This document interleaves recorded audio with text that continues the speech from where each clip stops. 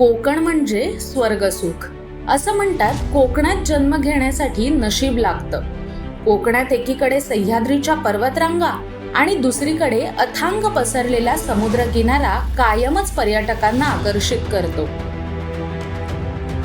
महायुती सरकारमधील देवाभाऊंच्या नेतृत्वात कोकणातील महामार्गांचे रुंदीकरण, बंदरांचा विकास, मत्स्य व्यवसाय विकास, पर्यटन, हवाई सेवा आदी वेगवेगळ्या माध्यमातून कोकणाने विकासाची मोठी भरारी घेतली.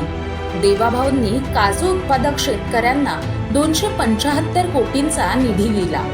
काजू उत्पादक शेतकऱ्यांना जवळपास 350 कोटी रुपये हे या ठिकाणी देण्याचा निर्णय आपण केलेला आहे आणि त्याचा मोठा लाभ आमच्या काजू उत्पादक शेतकऱ्यांना होणार आहे. त्याच्या पलीकडे जाऊन काजू उत्पादक शेतकऱ्यांच्या ज्या विविध प्रश्न आहेत त्या संदर्भातही काल आमची चर्चा झाली आणि त्याच्यावर एक कृती कार्यक्रम येत्या काळामध्ये निश्चितपणे आम्ही तयार करणार आहोत. देवाभाऊंनी सिंधुदुर्गच्या विकासासाठी 600 कोटींची तरतूद केली असून मासेमारी करणाऱ्या कुटुंबांच्या कल्याणासाठी 50 कोटींचा मत्स्य विकास कोष विमा आणि डिझेल अनुदान देण्याचा निर्णय घेतलाय.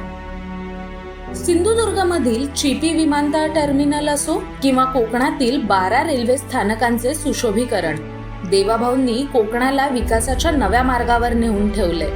त्यामुळे येत्या निवडणुकीत भाजपाची सत्ता येऊन देवाभाऊ मुख्यमंत्री झाले तर कोकणचा विकास नक्कीच शक्य होणार आहे.